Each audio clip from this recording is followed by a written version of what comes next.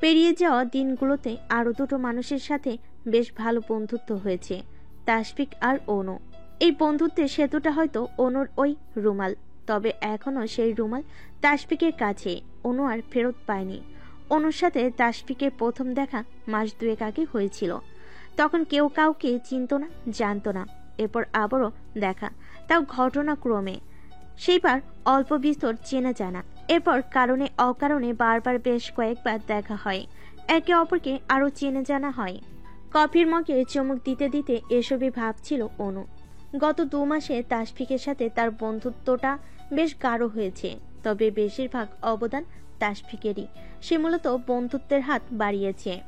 অনুর মাঝে মাঝে হাসি পায়, এই তাসফিক ওয়াসিম নাকি তার বন্ধু, যেখানে সে জানের বন্ধু। অন্তত পক্ষে বছর 6 বড় তো হবেই অনু থেকে। তাসফিক যে জায়নের বন্ধু আর অনু যে জায়নের ফুপির মেয়ে, সেটা অনু তাসফিক দুজনের মধ্যে কেউই জানতো না। জেনেছে আবিনেহার বিয়ের দিন, সেই দিনে তাদের তৃতীয় দেখা। সেই তৃতীয় দেখাটাও বেশ স্মরণীয় বলা যায়। বরপক্ষ আর কোনো পক্ষের ঝগড়া বিয়ের গেটে। ভেবে হাসলো অনু, না মোটেও খারাপ না লোকটা। ওই তাসফিক ওয়াসিম বিশ্বাস করে ভরসা করার মতোই একজন দায়িত্ববান ব্যক্তি, একজন যত্নবান বন্ধু। বিয়ের মুহূর্তগুলো ভাবতে ভাবতে হঠাৎ অনুর ফায়াজের কথা মনে পড়ল। একটা দীর্ঘশ্বাস বেরোলো ভেতর থেকে, হৃদয়ের মাঝখানে জ্বলে উঠল বোধহয়। চোখটাও জ্বলছে বোধহয়। বেইমানি করেছে তার সাথে। সেদিন আপি নেহার বিয়েতে ফায়াজ রাহিকেও ইনভাইট করেছিল। বাড়ির সকলের আড়ালে বেশ ভালোই সময় কাটিয়েছিল দুজন। পরিচয় করিয়ে দিয়েছিল তার বন্ধু প্লাস স্যারের মেয়ে হিসেবে। বাড়ির সকলের সাদরে তাকে অভ্যর্থনা জানিয়েছিল। সেদিন অনুর চোখের সামনে দুজন দুজনের হাত ধরে আবারও ভালোবাসি বলেছিল। অনু কাঁদবে না করেও অনু কেঁদে ফেলেছিল।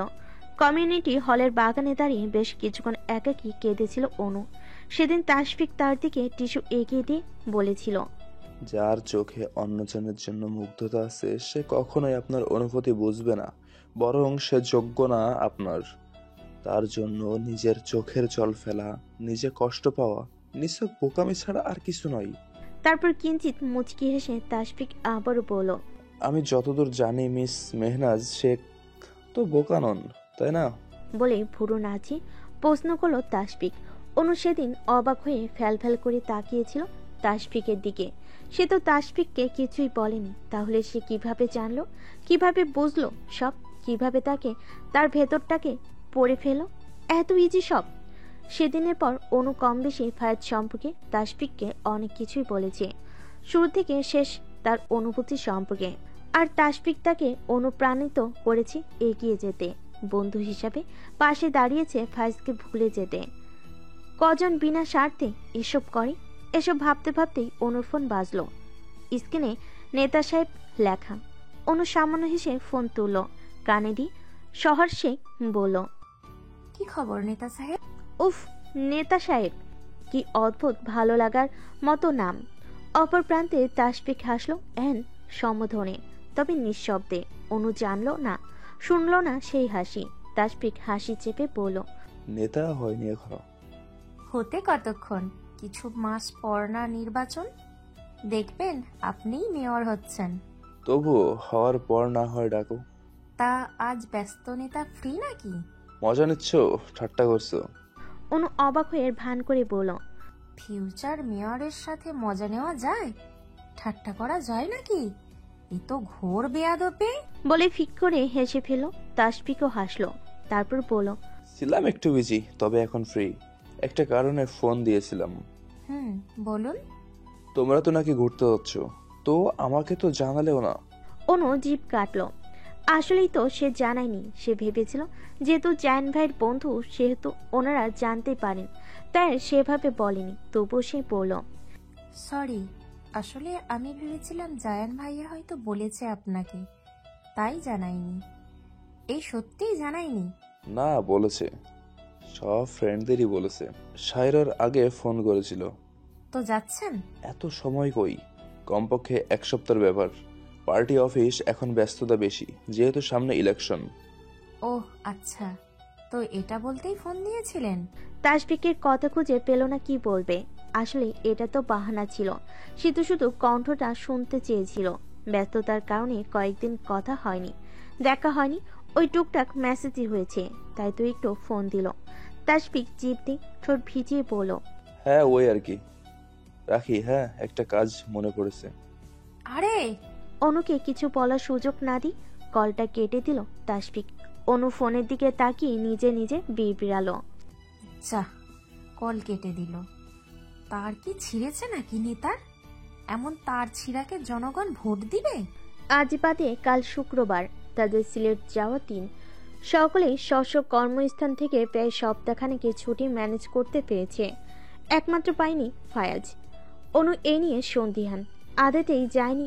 আদাতেই পায়নি নাকি ছুটি নেওয়ার চেষ্টাই করেনি। থাকি না গেলে তারই স্বস্তি। সে মুক্ত ডানা মেলে উড়বে ঘুরবে, কোনো পিছুটান ছাড়া। যদিও ফায়াজের উপস্থিত তার উপর খুব একটা প্রভাব ফেলতে পারে না আজকাল। পারবেই বা কি করি? তাসফিক যে তার মনটাকে অন্যদিকে ডাইভার্ট করে দেওয়ার চেষ্টায় রত থাকে। আর অনুর গত মাস দেড়েকের সহযোগিতায় সফল সে। এই ঘুরতে যাওয়া নিয়ে তার খুব এক্সাইটমেন্ট কাজ করছে, কারণ সিলেটে সে এর আগে কখনো যায়নি। ওইটা তার ইচ্ছের তালিকায় ছিল। ইচ্ছে পূরণ হচ্ছে শীঘ্রই। আরে খুশি হলো মোহনা আরও। প্রথমত পরীক্ষা শেষ, তার উপর শেষ হওয়ার পরে ঘুরতে যেতে পারা, এই যেন সোনাই সোহাগা। তাদের আর পাইকে। অলরেডি দুজনের সবার অগোছে 2-3 দফা শপিং শেষ। আবির আর নেহার কথা নাই বলা, তারাও বেশ খুশি। বিশেষত নেহা, এই প্রথম আবিরের সাথে তার ঘুরতে যাওয়া, তাও এত দূরে স্বামী স্ত্রী হিসাবে। তাদের মাঝে সবকিছু বেশ ঠিকঠাকই, কিন্তু কে জানে হয়তো এই ঘুরতে যাওয়াই তাদের সম্পর্ককে আরো এক ধাপ এগিয়ে নিবে। ফার্স্ট যাবে না বলেছি, তার ক্লাস টেস্ট সামনের সপ্তাহে। এমনিতেও তার ঘোরাঘুরি করার শখ খুবই কম, পড়াশোনায় ডুবে থাকতে ভালোবাসে চেয়ে। তাছাড়া সে বেশ ঘরকুনো। জানে ফ্রেন্ডদের মাঝে রোশনি আর রুদ্র যেতে পারবে না, কারণ রুদ্রের কাজের চাপ বেশি থাকে থানাতে। আর রোশনি যেতে না পারার কারণ তার হাজবেন্ড আহনাব। বেচারা ডক্টর হওয়ার সুবাদে খুব একটা সময় কাটাতে পারে না ফ্যামিলি নিয়ে। সময় অসময়ে জরুরি তলবে ছুটে যেতে হয় হসপিটালে, সেটা মাঝরাত হোক কিংবা কাক ডাকা ভোরে। তবে তাদের মাঝে নীতি যেতে এক পায়ে খাড়া। সে নেহার বিয়ে তো আসেনি, অসুস্থ ছিল তখন। আর এখন তো জায়ান যাবে, আর সে যাবে না তা হয়? বেচারি আবার জায়ান সঙ্গ বড়ই প্রিয়। তাসফিক এখনো দোনমনা করছে, সে নাকি 3 দিনের বেশি পারবে না। তার পার্টি অফিসে ব্যস্ততা বেশি, কারণ ইলেকশনের আর বেশি দেরি নেই। তবুও স্যার যেতে বলেছি, না হয় 3 দিনই আনন্দ করলো, তারপর না হয় চলে আসবে। তাছাড়া একজন ভবিষ্যৎ মেয়রের কাছে 3 দিন সময় বা কম কিসের?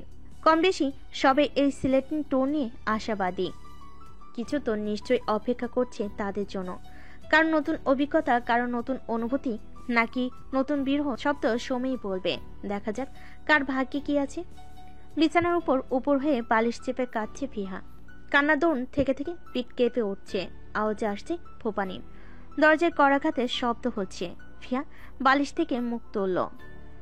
কান্নার হিড়িকে চোখ দুটো রক্তবর্ণ ধারণ করেছে, যেন আরেকটু কাঁদলে রক্তপাত হবে। ফর্সা হয়ে নাক গাল আরো বেশি লালচে হয়েছে। রূপা এসেছে মেয়েকে ডাকতে। ওপাশ থেকে সে স্বরই ভেসে আসছে, ফিহা, এই ফিহা, দরজাটা একটু খুলতো আম্মু। ফিহা সারা শব্দ করলো না, ওভাবে মাথা তুলে চেয়ে রইল দরজার পানে। কি হলো, কি করছিসটা কি ভেতরে? তাড়াতাড়ি খোল। আবারও ডাকতে আরম্ভ করলো রূপা। ফিহা না পারতে সাড়া দিল, আম্মু, মাথা ব্যথা করছে, কিছুক্ষণ পর খুলি। ওপাশ থেকে ভেসে এলো রূপার ব্যতিব্যস্ত স্বর। বেশি হচ্ছে, এই দেখি দরজা খুলতো। বেশি না আম্মু। তাহলে গলা এমন শোনাচ্ছে কেন? সর্দি এসেছে আম্মু, চিন্তা করো না, মেডিসিন নিয়েছি। সত্যি নিয়েছিস আম্মু? হ্যাঁ তো, যাও তুমি, একটু ঘুমাবো। আচ্ছা ঘুমা, তাহলে ভালো লাগবে। আর শোন, বলো। লাগলে ডাকিস আমাকে। আচ্ছা। রূপা তবুও কিছুক্ষণ অপেক্ষা করে তারপর গেল। মেয়েটার হঠাৎ মাথা ব্যথা করছে কেন কে জানে, জ্বর আসবে নাকি। রূপা আরো কিছুক্ষণ পর এসে দেখে যাবে বলে ঠিক করলো। এখন না ডাকাই ভালো, ঘুমাচ্ছে ঘুমাক, হয়তো ভালো লাগবে। মায়ের সার শব্দ না পেয়ে বিছানা থেকে উঠে বসলো। সত্যি কান্নার তো পেয়ে মাথাটা ভীষণ ধরেছে। আর আম্মু কি বলো, ঘুমালে নাকি তার ভালো লাগবে। কিন্তু ঘুমিয়ে যে আসবে না তার কি শুনলো আছে সেগুলো যে কানে বাজছে বারবার, ঝঙ্কার তুলছে তার শোনা সেই শব্দগুলো। কিভাবে ঘুমাবে সে? ফিয়া ভাবলো আজ বিকেলের কথা। নিচে ঘুম থেকে উঠে সে চায়ের জন্য গেছিল। তখনই জায়ান সাহেব ভার্সিটি থেকে ফিরেছিল। যাওয়ার আগে মীরা বেগমকে বলে যে কফি বানাতে, সে নিচে এসে খাবে। কিন্তু ফিয়া আগ বাড়িয়ে নিজেই কফি বানালো মীরাকে বলে। যখন সে কফি দিতে উপরে গেল তখন দেখলো জায়ানের রুমের দরজা হালকা করে ভেজানো। সে ভাবলো নক করবে, পরে কি মনে করে হালকার উপর দরজাটা ঠেলে ঢুকে গেল ভেতরে। জায়ানকে দেখা গেল না ভেতরে, তবে বারান্দা থেকে আওয়াজ আসছে জায়ানের, হয়তো কথা বলছে কারোর সাথে। ফিয়া কফিটা টেবিলের উপর রেখে গেল সেদিকে। এই প্রথম সে কফি বানালো জায়ানের জন্য, তাই খুব খুশি মনে ডাকতে এগুলো। কিন্তু যতটা খুশি নিয়ে সে এগিয়েছিল ততটা খুশি আর রইল না অন্তরে। নেমে এলো আধার, ঠিক একটু আগে যেভাবে মেঘ জমেছিল আকাশে। ফিয়া থমকালো জায়ানের বলা কথাগুলো শুনে। জায়ান শাহরুখকে বলছে, ভাই এই টুরেই আমি ওকে মনের কথা বলবো। ফিয়া শুনল না অপর প্রান্তের কথা, শুধু জানলো জায়ানের বলা কথাগুলো। মনের কথা জানাবে, কাকে জানাবে? তবে কি জায়ান ভাইয়ের মনে অন্য কেউ আছে? তখন আবার শুনলো জায়ানের কণ্ঠ, ভালোবাসি ওকে, তাই নিশ্চয়ই বুঝবে আমাকে। And I think she also feels me like I do. Fear দাঁড়াতে পারল না, তার অসম্ভব রকম পা কাঁপছে, চোখ জ্বলছে ভীষণভাবে। জায়ান ভাই সত্যি অন্য কাউকে ভালোবাসে, তাকে কনফেস করার কথা বলছে। আর জায়ান ভাইয়ের ভালোবাসার মানুষটিও ওনাকে ভালোবাসে। তাহলে ফিয়া তাদের মাঝে তৃতীয় ব্যক্তি হবে না তো? হ্যাঁ, তো তৃতীয় ব্যক্তি তো। ওরা যেহেতু একে অপরকে ভালোবাসে। ফিয়া চলচল চোখে যেভাবে নিঃশব্দে প্রবেশ করেছিল ঠিক সেভাবে নিঃশব্দে বেরিয়ে গেল। নিজের রুমে এসে দরজায় সিটকিনি তুলে বিছানার উপর ঝাঁপ দিল, বালিশ চেপে ফুপিয়ে ফুপিয়ে কেঁদে উঠল। ফিয়া ঠিক করলো যেহেতু জায়ান ভাই জানতো না তার অনুভূতির কথা, তাই জানাবেও না তাকে। সে যখন নিজের মানুষকে নিয়ে ভালো আছে তো ভালো থাকুক। ফিয়া হবে না তৃতীয় ব্যক্তি, সে দূর থেকেই ভালো চাইবে তাদের। কিন্তু ফিয়া দেখতে পারবে তাদের একসাথে? কষ্ট হবে না তার? মুখ জ্বালা করবে না? চোখ চাপিয়ে বৃষ্টি নামবে না? এর উত্তর ফিয়া নেই। সে শুধু জানে ভালো থাকুক তার ভালোবাসার মানুষ, নিজের ভালোবাসার মানুষকে নিয়ে। সে না হয় দূর থেকেই দোয়া করবে। সকাল 8টার বাস, অলরেডি 7টা বাজে। খানভিলা থেকে যাবে শুধু জায়ান, মোহনা আর ফিহা। জায়ান সবার আগে রেডি হয়ে নেমেছে, অপেক্ষা করছে ফিয়া আর মোহনার জন্য। কিন্তু বাড়ির দুই রাজকন্যা এখনো কোনো খবর নেই। জায়ান নাস্তার টেবিলে বসে মীরা বেগমকে তাড়া দিলেন, আম্মু দেখো না একটু ওদের হলো কিনা, হাতে সময় নেই তেমন। মীরা বেগম কিছু বললেন এর আগেই মোহনার কণ্ঠ ভেসে এলো সিঁড়ির কাছ থেকে, আমি রেডি ভাইয়া, ফিহা আপাই এলেই হবে। উফ, এই ভাইয়া ডাকটা আর জায়ানের সহ্য হয় না। মোহনা মেয়েটাও আচ্ছে পাজি, কথায় কথায় একবার হলো ভাইয়া ডাকবেই ডাকবে। জায়ান চোখ তুলে তাকালো মোহনার উপর। আকাশি রঙের চুড়িদার পরনে, মাথায় ওড়না দেওয়া, মুখে কৃত্রিম কোনো সাজসজ্জা নেই, ঠিক যেন এক টুকরো আকাশ। সদ্য ফুটে ওঠা অপরাজিতার কালি, কি স্নিগ্ধ কি মিষ্টি। জায়ান মনে মনে মাশাল্লাহ পড়ল। জায়ান মোহনাকে জিজ্ঞেস করলো, ও রেডি হয়নি এখনো? ডেকেছি আমি, আসছি বললো। জায়ান আর কিছু বলল না। মীরা মোহনাকে বলল, আয় আম্মু নাস্তা করে নে। মোহনা বিনা বাক্যে এগিয়ে এলো। সকাল থেকে কিচ্ছু খাওয়া হয়নি। ফজরের নামাজ পড়ে শুয়েছিল একটু, যদিও ঘুমায়নি। পরে উঠে একেবারে গোসল করে রেডি হয়ে নামলো। মোহনা গিয়ে জায়ানের সামনে মুখোমুখি চেয়ারে বসলো। মীরা নাস্তার প্লেটে তুলে দিল। ওদের টুকটাক কথার মাঝে ফিয়া নেমে এলো, এসে সোজা টেবিলে বসলো। চোখ মুখ ফোলা লাগছে। নিজে নিজের নাস্তা নিয়ে খেতে আরম্ভ করলো, কারোর দিকে তাকালো না। মীরার চোখে মুখে এই অবস্থা দেখে জিজ্ঞেস করলো, ফিহা আম্মু কি হয়েছে তোর? চোখ মুখ ফুলে গেছে কেন?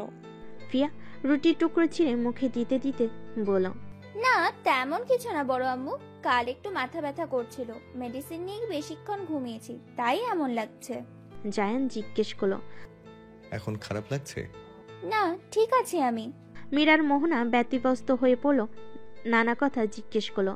ফিয়া খেতে খেতে উত্তর দিল। এর মধ্যে বাড়ির প্রায় সবাই এসে উপস্থিত হলো। ওরা তিনজন আগে আগে খাওয়া শেষ করলো, সবার থেকে বিদায় নিল। বড়রা সবাই সতর্কবাণী দিল, যেহেতু একা একা ছোটরা যাচ্ছে তাই। ইরহাম সাহেব গম্ভীর গলায় বললেন। একা যাচ্ছ? সবাই সাবধানে থেকো। মোহনা আর ফিয়া মাথা তুলালো। তারপর ইরহাম সাহেব তেসরা চোখে জায়ানের দিকে তাকিয়ে বলল, বোনদের খেয়াল রেখো। জায়ান কিছু বলল না, মাথা তুলিয়ে সবাইকে আবারও বিদায় দিয়ে বেরিয়ে গেল। পেছন পেছন ফিয়া আর মোহনাও বের হলো। সকালে বাড়ির গাড়ি করে বাস স্টেশন যাবে, ড্রাইভার পৌঁছে দেবে। তারপর বাস স্টেশনে সবে একত্রিত হয়ে সিলেটের উদ্দেশ্যে রওনা দিবে। বাস স্টেশনে সবার আগে আবিরাই পৌঁছেছে। জায়ানদের গাড়ি পৌঁছানোর পর আবির আর জায়ান আগে ম্যানলি হাগ করলো। তারপর জায়ান গিয়ে বোনকে জড়িয়ে ধরল। সেখানেও মেয়েটা কেঁদে দিয়েছে। জায়ান মাথায় হাত বুলিয়ে দিল। একটু পর নেহা জায়ানকে ছেড়ে ফিয়া আর মোহনাকে জড়িয়ে ধরল। তারপর আরও অনু একে একে করলো। আবিরও সবার সাথে কৌশল বিনিময় করলো। একটু পরেই নীতি উপস্থিত হলো সেখানে। জায়ান এগিয়ে এসে পরিচয় করিয়ে দিল বাকিদের সাথে। নীতির পরনে টাইট জিন্স আর ক্রপ টপ, কালার করা চুলগুলো ঘাড় অব্দি। নেহা আর অনুর ভার্সিটির প্রফেসর হয় তার নীতিকে চেনে। দুজনই সালাম দিল। নীতি একটু অপ্রস্তুত হলো। তারপর ওদের দুজনকে উদ্দেশ্য করে বলল, এখানে আমি তোমাদের ম্যাম নয়, আবিরা জায়ানের ফ্রেন্ড হয়ে এসেছি। So you guys can call me আপু। সবাই মাথা দোলালো তার কথায়, অর্থাৎ কারোরই আপত্তি নাই এতে। জায়ান জিজ্ঞেস করলো আবিকে, টিকিট কয়টা কেটেছিস রে? টোটাল 10টা। আরও চেঁচিয়ে উঠে পড়ল, এত টিকিট দিয়ে কি হবে? আমরা তো 8 জন। জায়ান বাসের দিকে এগিয়ে যেতে যেতে দায়সারা ভাবে পড়ল। দেখ না কি হয়।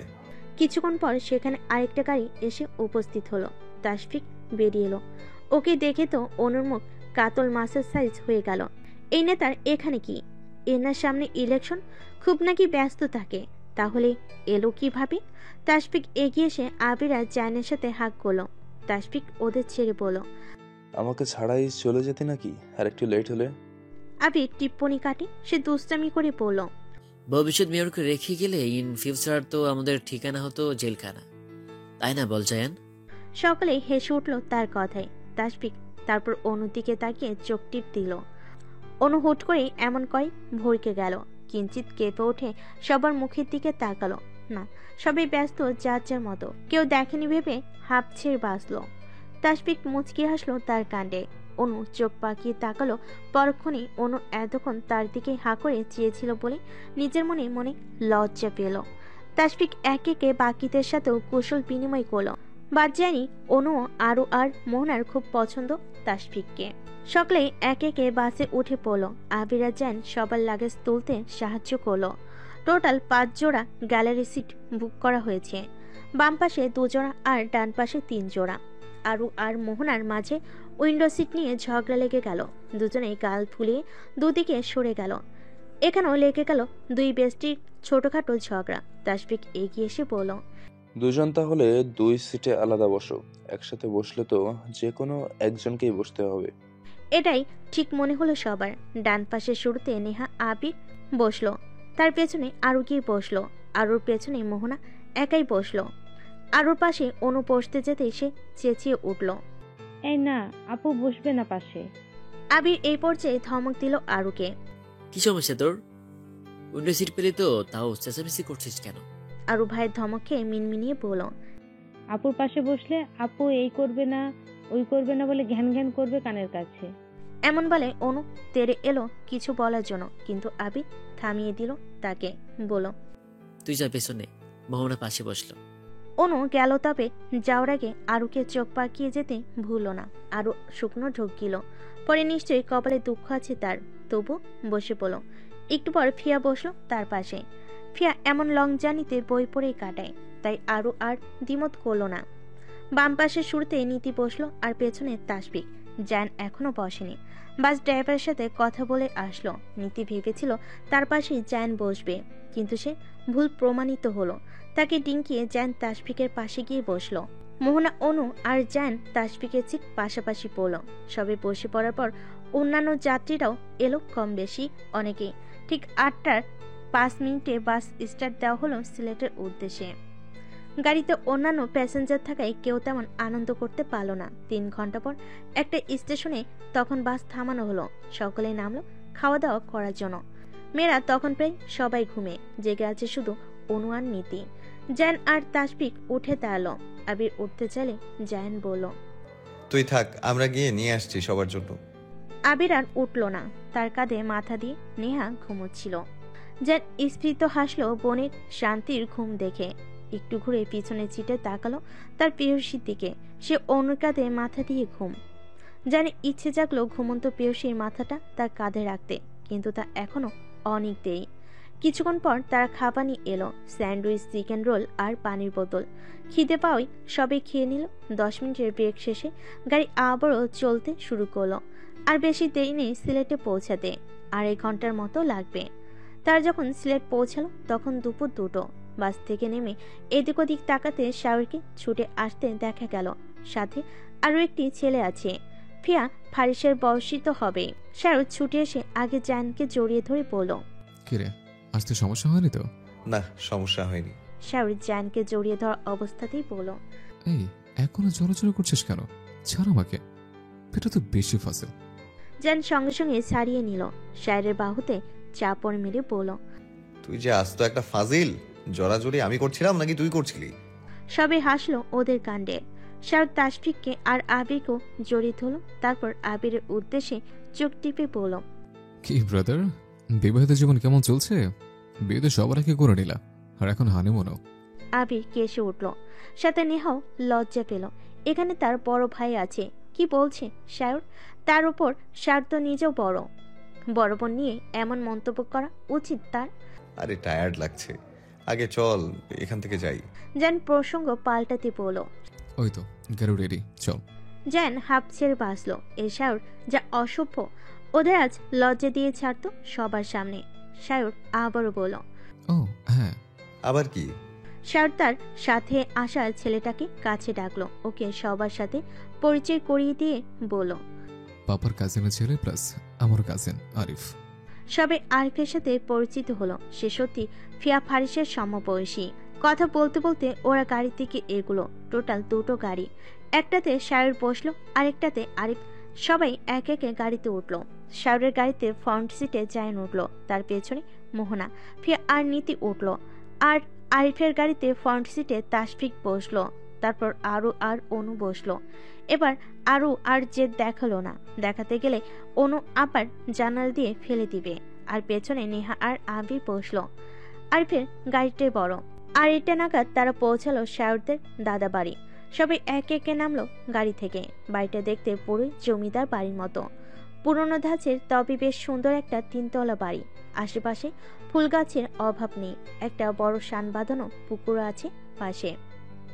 বাড়িতে ঢুকতেই এলিজা ছুটে এলো, আগে গিয়ে ধরলো মোহনাকে, তারপর আরুকে। ওদের সমবয়সী হওয়ায় ভাবটা একটু বেশি জমেছে। এলিজা বাড়ির বাকিদেরকেও ডাকলো। একজন বৃদ্ধা মহিলা আসলেন, উনি সম্পর্কে শায়রের বাবার চাচিমা হন।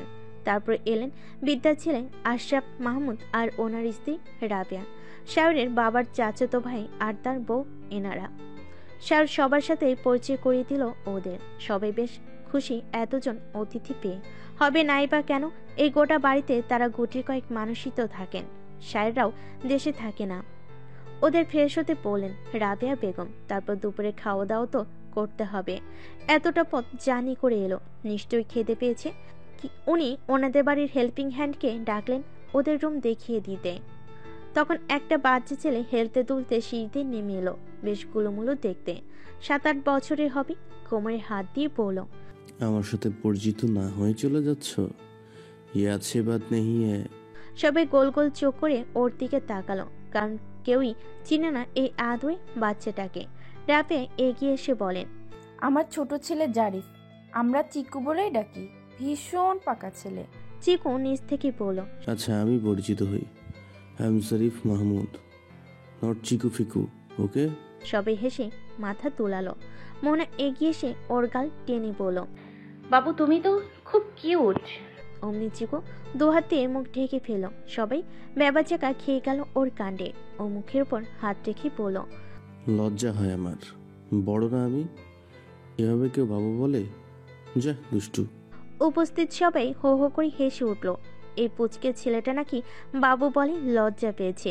ভাবা যায় কি পাকা হলে এমন বলে। শায়র বলল, তুই বাবু না তো কি বুড়া? চিকু মুখ থেকে হাত সরিয়ে মুখ ফুলালো, শাহরুখকে ভেঙচি কাটলো। আবারও সবাই হাসলো। জান এগিয়ে সে কোলে নিল তাকে। আবারও ছেলেটা লজ্জা পেল, জোর করে নেমে যেতে যেতে বলল, চিকু বড় তাই কোলে ওঠে না, নামিয়ে দাও ভাইয়া। জান হেসে বলল, কিন্তু তোমাকে তো ছোটই লাগছে আমার কাছে। রাবিয়া আবারও তাড়াতেই বলল, পরে কথা বলো, যাও আগে সবাই ফ্রেশ হও, খেতে হবে তো, খিদে পায়নি তোমাদের? আসলে সবার খিদে পেয়েছে। প্রায় 3টে বাজতে চলো, তাই তারা উপরে যাওয়ার জন্য পা বাড়ালো। দোতলার একটা রুম আবির আর নেহার জন্য খোলা হলো। এলিজা বায়না ধরল মোহন আর আরু তার সাথে থাকবে। কেউই দ্বিমত করলো না তাতে। এলিজা খুব খুশি তাদের নিজের রুমে নিয়ে গেল। তারপর নীতি, ফিয়া আর অনুকে একসাথে থাকতে বলল জায়ান, কিন্তু নীতি জানালো সে একাই থাকবে। রাবিয়া বেগম এগিয়ে এসে বলেন, সমস্যা নেই, এই বাড়িতে রুমের অভাব নেই, 3 তলা পুরোই খালি, যে যার মতো করে থাকো। ওনার কথা অনুযায়ী নীতিকে একাই একটা রুম দেওয়া হলো, আর ফিয়া অনুকে একটা। শাহরুজান আর তাসফিকে চ্যাংদোলা করে নিজের রুমে নিয়ে গেল। ওরা 3জন একসাথে থাকবে। আরিফও পেছন পেছন ছুটে পড়ল। জারিফও পেছন পেছন ছুটে পড়ল। এই তোমরা কি চিকুকে দেখো না কেন? ওকে নাও না কেন? সিলেটে আসা 2 দিন পেরিয়ে গেছে। এর মধ্যে তারা বেশ কয়েকটা জায়গা ঘুরে ফেলেছে। জাফলং, ভোলাগঞ্জ, সাদা পাথর, লালাখাল, আগুন পাহাড়, মালিনীচড়ি আর শ্রীপুরের চা বাগানগুলো গত 2 দিনে ঘুরেছে। তাসফিক 3 দিনের জন্য এসেছিল। অলরেডি 2 দিন শেষ। পরশু সদরে একটা দলীয় মিটিং আছে, ওটা অ্যাটেন্ড করা খুব জরুরি, তাই কাল রাতেই বাসায় ফিরবে সে। কাল জায়ানরা রাতারগুল সোয়াম্প ফরেস্ট ঘুরবে বলে ঠিক করলো। ওখান থেকে ঘুরে এসে না হয় তাসফিকও রাজি এতে। আজ বিকেলে তারা শ্রীপুরের চা বাগান ঘুরে এসেছে। বেশ ক্লান্ত সবাই। এসে সবাই খেয়ে দিয়ে ঘুম দিয়েছে। শুধু ঘুম নেই নীতির চোখে, না মন দিয়েছিল খাওয়াই। আছে একটা কাজ করেছে, ঠিক কাজ নয় কি বলা যেতে পারে। ও হ্যাঁ, প্রায় 8 বছর ধরে লালিত হওয়া অনুভূতিগুলোকে পূর্ণতা দিতে চেয়েছিল, কিন্তু যাকে ঘিরে তার এই অনুভূতি সেই ব্যক্তির হৃদয়ের ছিটে ফোটাও নেই। সেই ব্যক্তি ঈশা ইঙ্গিতে কথার ভাঁজে মানা করে দিয়েছে তাকে। কোনো কিছুই সম্ভব না এখন। সে অন্য কারোর মায়েই জড়িয়েছে, যা সে ছিন্ন করতে অপারগ। আজ শ্রীপুর চা বাগানে গিয়ে সবাই বেশ হাসি খুশি ছিল। আজ ফিয়াও মোটামুটি আনন্দের সাথে ঘুরেছে। সবে কত প্রাণোচ্ছল ছিল তা বলা বাহুল্য। সবচেয়ে বেশি মুগ্ধতা ছিল জায়ানের চোখে নিজের প্রেয়সীর খুশি দেখে। তার চা বাগানে ওঠার পর নিজেদের মতোই ঘুরছিল নেহা, আবির একসাথে, আরু, মোহনা, এলিজা একসাথে। বাকিরাও কাছাকাছি, তবে আলাদা আলাদা করেই হাঁটছিল। নীতির ইচ্ছে ছিল জায়ানের সাথে হাঁটতে, হাতের ফাঁকে হাত গলিয়ে। সে জায়ানকে আশেপাশে খুঁজল, কিন্তু দেখতে পেল না কোথাও। শেষে পেল পাহাড় ঘেঁষে একটা গাছে হেলান দিয়ে ওই দূর আকাশ দেখছে। সে হাতে থাকা চুরির শব্দ করে জায়ানের দৃষ্টি আকর্ষণ করার চেষ্টা করলো। বেশ কয়েকবার চেষ্টায় সফল হলো। জায়ানকে জিজ্ঞেস করলো, তুই এখানে যে? জায়ান আবারও আকাশের দিকে তাকিয়ে উত্তর দিল, ভালো লাগছে এদিকে। ও, আমিও থাকি, সমস্যা হবে? আরে না, সমস্যা কেন হবে? নীতি দাঁড়ালো জায়ানের কাছাকাছি। জায়ানের চোখ তখনও ওই দূর আকাশের পানে। নীতি তাকিয়ে রইল জায়ানের দিকে। জায়ান দৃষ্টি না সরিয়ে জিজ্ঞেস করলো, কি দেখছিস এভাবে? নীতি আনমনে জবাব দিল, তোকে। জায়ান হালকা হেসে বলল, আগে দেখিসনি নাকি কখনো? নীতি কিছু বলল না। আরো কয়েক পল জায়ানকে দেখে জায়ানের মতোই আকাশ পানে তাকালো। কিছুই তো নেই ওখানে, তবু কেন দেখছি জায়ান? নীতিকে কি এভাবে একবার দেখা যায় না? নীরবতা ভেঙে নীতি আলগোছে বলল, কাউকে ভালোবেসেছিস কখনো? হঠাৎ এই প্রশ্ন? আরে বল না, এমনি জিজ্ঞেস করেছি। হ্যাঁ। নীতি দ্বিধায় পড়ল। জায়ানের উত্তর ইতিবাচক, অর্থাৎ সে ভালোবাসে কাউকে, কিন্তু কাকে? তাকে কিন্তু বলেনি তো কখনো। নাকি অন্য কাউকে? ভাবতে নীতির বুক ধক করে উঠল। সে কে? তাকে চিনিস তো তুই? নীতি অবাক হয়ে বলল, তাকে আমি চিনি। হ্যাঁ তো? সে কেমন? নীল আকাশে ভাসা ওই পেঁজা তুলোর মতন। সে সুন্দর? হ্যাঁ, খুব সুন্দর। বর্ষার কদমগুলোর মতন সুন্দর। বৃষ্টির পর সতেজ হওয়া প্রকৃতির ন্যায় স্নিগ্ধ, এক ফালি রোদ্দুরের ন্যায় ঝলমলে। তোকে ভালোবাসে সে? হয়তো। জানাসনি তাকে? জানবো খুব শীঘ্রই। নীতি বলার মতো কোনো কথাই খুঁজে পাচ্ছে না। কিন্তু প্রশ্নের বাণ চলছে, একের পর এক চলছে, কোনো থামাথামি নেই, থামার অবকাশই নেই। সব জানা প্রয়োজন। সে আর কত অবুঝ হয়ে থাকবে? এবার তো সব জানা জরুরি হয়ে উঠেছে। ভয় হয় হারিয়ে ফেলার? এত আত্মবিশ্বাস ওর উপর? জান হালকা হাসলো, হাসি মুখে জবাব দিল। ওর উপর নেই তো। নীতি অবাক হলো। কি বলছে জান? তার ধারণা আছে? কিছু তো বোধগম্য হচ্ছে না তার। জান কি কথা ঘোরাচ্ছে, নাকি জানাতে আগ্রহী নয়? আগ্রহী না হলে এত কিছু বলছে কেন সে? তাহলে আমার ভালোবাসার উপর আছে। জান কথাটা ঠিক নীতির চোখের দিকে তাকিয়ে বলল। কি গভীর চাহনি, কি নিগড় ভালোবাসা, কি আত্মবিশ্বাস। কার জন্য এসব? নীতির হিংসা হয় খুব। সে অবাকের উপর অবাক হচ্ছে। কবে থেকে ভালোবাসিস? জানি না। মানে? শুধু জানি ভালোবাসি, তাকেই ভালোবাসি। নীতি ধৈর্যের বাঁধ ভেঙে যাচ্ছে, আর কোনো পরোয়ানা মানছে না যেন। সব জানা জরুরি, সব, কিন্তু আর কত, কিভাবে, কি? নীতি এবার নিজের কথা বলতে চাইল, ঘুরিয়ে পেয়েছি নিজের ভালোবাসার কথা জানাতে চাইল। ধর। জায়ান তাকে মাঝ পথে থামিয়ে রসিকতা করে বলল। কি ধরবো? নীতি বিরক্ত হলো। জান ফাজলামো করছে কেন? এটা ফাজলামোর সময় মোটেই না, সবচেয়ে বেশি সিরিয়াস মোমেন্ট এটা। সে রাগত সুরেই বলল। ফাজলামো করিস না জায়ান, আই এম সিরিয়াসলি। আচ্ছা করছি না, বল কি বলছিলি? ধর কেউ তোকে ভালোবাসে খুব বেশি সময় ধরে, এই যেমন 8 থেকে 9 বছর ধরে। তারপর? জান তাই সারা ভাব দেখে নীতি ঘন ঘন শ্বাস ফেলে উত্তেজিত ভঙ্গিতে বলে উঠল। তোকে কাহিনী শোনাচ্ছি না জায়ান। জান ভাবলেশীন ভাবে জবাব দিল। ও, তবে সত্যি কেউ ভালোবাসে আমাকে? ধরে নে তাই। এই যে তোকে এত বছর ভালোবাসলো, তারপর হঠাৎ একদিন হুট করে জানতে পারলি তুই অন্য কাউকে ভালোবাসিস, তখন কি? তখন নীতি কাতর চোখে চেয়ে পড়ল। তার জন্য মায়া হবে না তোর? তাকে ভালোবাসতে ইচ্ছে করবে না তোর? তাকে ফিল করতে আর তার ভালোবাসা বুঝতে মন চাইবে না তোর? জান চুপ করে থাকলো কিছুক্ষণ, তারপর দীর্ঘশ্বাস ফেলে বলল। সে যদি আমাকে 8-9 বছর ধরে ভালোবাসে, তবে তার ভালোবাসা টের পেলাম না কেন আমি? অন্য কাউকে ভালোবাসার আগে বাধাপ্রাপ্ত হলাম না কেন আমি? কেন আমার অবচেতন মন আমাকে সংকেত দেয়নি বলতো? নীতি চুপ থাকলো। জান আবারও বলল। কারণ সে আমার জন্য নয়। আল্লাহ তাআলা তাকে আমার জন্য বা আমাকে তার জন্য বানায়নি। বানালে ভালোবাসার এই সুতো মজবুত হতো খুব। সে পৃথিবীর যেই প্রান্তেই থাকি না কেন আমি, গন্তব্য আমার তার মাঝেই সীমাবদ্ধ থাকতো। বেশ কিছুক্ষণ তাদের মধ্যে নীরবতা বিরাজ করলো। দুজনের দৃষ্টি এখন ওই দূরে আকাশে, যেখানে মেঘেরা ভেসে বেড়াচ্ছে, যেখানে পাখিরা উঠছে দলে দলে, আবার কখনো জোড়াইতো, কখনো একলা। আমাকে পরিচয় করিয়ে দিবি না? দেব তো। কোথায় পেলি তাকে? জান এবার পেছনে তাকালো। নীতিও তাকালো জানের দৃষ্টি অনুসরণ করে। দেখলো মোহনাদের চা বাগানে ছোটাছুটি করছে তারা, মোহনা আরো আর এলিজা। জান ওদিকে ইশারা করে বলল। ওই যে ওখানে, ওর মাঝে ওই শুভ্র স্নিগ্ধ এক টুকরো মেঘে। বলে আবার সামনের দিকে তাকালো, কিন্তু নীতি তাকালো না। সে মোহনাদের দিকেই তাকিয়ে রইল। সেখানে তো 3 জন, তবে জান কার কথা বলছে? নীতি সবার মাঝে চোখ বোলালো। মেয়েগুলো তার খুব ছোট হবে, অন্তত পক্ষে 8-9 বছরের তফাৎ তো হবে। জানেরও তাই। এত কম বয়সের ব্যবধান। যেন এত ছোট কাউকে ভালোবাসে, কিন্তু কাকে? এলিজা, আরু নাকি মোহনা? জান কি বলেছিল? শুভ্র স্নিগ্ধ এক টুকরো মেঘ। এলিজা কালো টপস পরেছে, আরুর পরনে মেরুন রঙা কুর্তি, আর মোহনার পরনে সাদা চুড়িদার। নীতি মাথা ঝাঁকালো একবার, আবার তাকালো। হ্যাঁ, মোহনাই হবে। ওই তো সাদা পড়েছে, মেঘও তো সাদা। ওই জাইনের ভালোবাসা, ওইটুকু ছোট্ট মেয়েটা। তবে কি সে?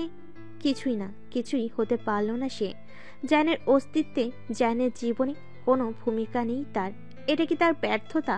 ভেতর থেকে কোনো উত্তর আসে না, শুধু হৃদয় নিংড়ে বেরিয়ে আসে দীর্ঘশ্বাসেরা। নীতি সামনে ফিরে তাকাই, এক পলক তার দিকে তাকিয়ে জিজ্ঞেস করে। জানতে চাইবি না সে কে?